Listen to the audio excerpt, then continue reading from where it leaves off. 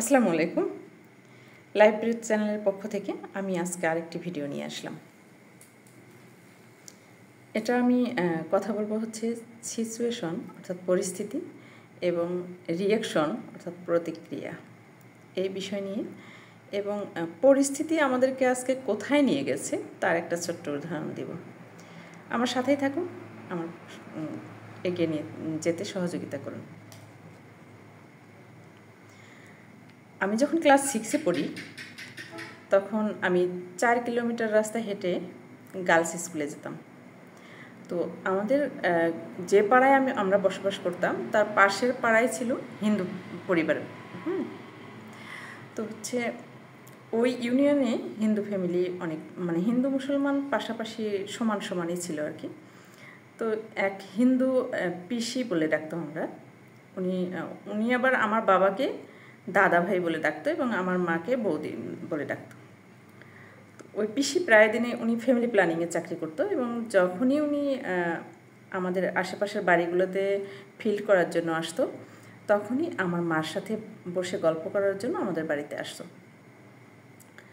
ওনার নাম ছিল নমিতা। তো নমিতা পিসি প্রায় দিনই আমাদের বাড়িতে আসতো। তো একদিন আমি ক্লাস 6-এ যখন আমি পড়ি, একদিন স্কুল থেকে হেঁটে, মানে আমি যে স্কুলে যেতাম রাস্তা 4 কিলোমিটার রাস্তা, কাদা, একদম কাঁচা রাস্তা ছিল, কোনো যানবাহন ছিল না। তো একদিন আমি স্কুল থেকে এসে দেখি উনি আমার মার সাথে গল্প করতেছেন। তো আমাকে বলতেছেন, কী ব্যাপার, তুমি কোন ক্লাসে উঠেছো? তো আমি বললাম যে পিসি আমি ক্লাস 6-এ উঠেছি। তো কোন স্কুলে পড়ো? তো আমি আমার স্কুলের নাম বললাম যে আমি শোভাগঞ্জ গার্লস স্কুলে পড়ি।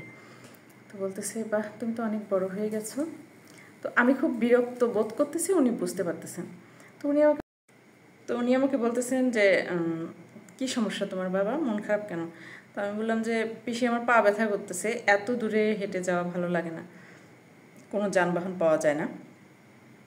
উনি আমাকে উদাহরণ দিলেন যে তুমি তো এই স্কুলে পড়ো, এটা তোমার বাড়ি থেকে 4 কিলোমিটার দূরে, আর আমি কলেজ করেছি নলডাঙ্গা। আমাদের ওই বাড়ি থেকে নলডাঙ্গা নামে একটা জায়গা ছিল, ওই জায়গাটা হচ্ছে 14 কিলোমিটার দূরে। তো উনি আমাকে বলতেছে যে আমি কলেজ করেছি নলডাঙ্গায়, সেটা হচ্ছে এখান থেকে 14 কিলোমিটার দূরে, এবং আমরা কিন্তু হেঁটে হেঁটেই কলেজ করেছি। তো সে সময় তাহলে কত কষ্ট হয়েছে আমাদের, আমরা তো সেটা করে আসছি, আর তোমরা এইটুকু যেতে পারছো না। এখন আসলে বিষয়টা কি, আমি যে বিষয়টা নিয়ে কথা বলবো, আমি তবুও 4 কিলোমিটার রাস্তা হেঁটে গিয়ে স্কুল করেছি। আমার যে সন্তান, যেমন আমার মেয়ে ক্লাস 6-এ পড়ে, আমার ছেলে এসএসসি দিল এবার, তারা কিন্তু আসলে 1 কিলোমিটার রাস্তাও হেঁটে যায় না। তারা সকালে প্রাইভেটে গেলে আমাকে বলে যে মা টাকা দাও, আমি টাকা রেডি করে রাখি। যদি আধা কিলো রাস্তা হয় তবুও তারা টাকা নিয়ে অটো, রিক্সা, ভ্যান, যে কোনো যানবাহনে উঠে যায়। আসলে এই পরিস্থিতিটা কিন্তু আমরা তৈরি করেছি। রাস্তা, যানবাহন অনেক বেশি হয়েছে, রাস্তা পাকা হয়েছে কাঁচা রাস্তা থেকে। পরিস্থিতি আমরা তৈরি করেছি, কিন্তু আমরা প্রতিনিয়ত বাচ্চাদেরকে বলতেছি, কী ব্যাপারে এইটুকু হাঁটতে চাও না? আর আমরা 4 কিলোমিটার রাস্তা হেঁটে হেঁটে ক্লাস করেছি। পরিস্থিতিটা আমরা তৈরি করেছি, আর তার যে প্রতিক্রিয়াটা, সেটা কিন্তু, সেই ফলটা কিন্তু আমাদের উপরেই আবার পড়তেছে। আরও একটা বিষয় নিয়ে, এরকম একটা বিষয়, যেমন আমি এখন যে এলাকায় কাজ করতে যাচ্ছি, এটা হচ্ছে বীরগঞ্জ উপজেলার একটা অংশ। তো ওই এলাকাটা আসলে বীরগঞ্জ উপজেলার হলেও আমি যখন কাজ করতে গেলাম বা ওই এলাকায় যখন লোকজনের সাথে পরিচিত হলাম, তখন আমি দেখতে পেলাম যে ওখানে অনেক মানুষই আছে গাইবান্ধা জেলার। যখন আমি ওনাদেরকে জিজ্ঞেস করলাম যে আপনারা কতদিন আগে এসেছেন বা কিভাবে এসেছেন, তখন ওনারা বললো যে সাঘাটা নামে একটা উপজেলা আছে, ওর কিছু অংশ নদী ভাঙ্গনে চলে গেছে, সেই উপজেলা থেকে ওনারা এখানে বসবাস করতে আসছেন। এবং এক কৃষক আছে, ওনার সাথে আমি কথা বললাম, বলে যে সময় ওনারা এসেছে এই এলাকায় কিন্তু 50 শতকে 1 বিঘা জমি। তো যেই সময় ওনারা এসেছিলেন এই এলাকায়, তখন 50 শতক জমিতে কাউন যে আবাদ করার জন্য ছিটানো হয় কাউনের বীজ, সেটা 10 কেজি কাউনের বীজ ছিটালেও 20 কেজি কাউন হতো না, ফলনটা হতো না। অথচ আজকে সেই 50 শতক অর্থাৎ 1 বিঘা জমিতে 4 বার ফসল হচ্ছে, যেখানে একবার হচ্ছে ধান হচ্ছে, 2বার যে কোনো না যে কোনো সবজি হচ্ছে, আবার ভুট্টা অথবা আলু হচ্ছে। তো একই জমিতে 4বার ফসল হওয়া মানে কি, সেটা আসলে কতটা প্রযুক্তি সেটাকে কতটা এগিয়ে নিয়ে গেছে। তো এই কৃষকের সাথে আমাদের কাজটা হচ্ছে ডায়াবেটিস এবং হাই প্রেশার নিয়ে, নন কমিউনিকেবল ডিজিজ যেটাকে বলে।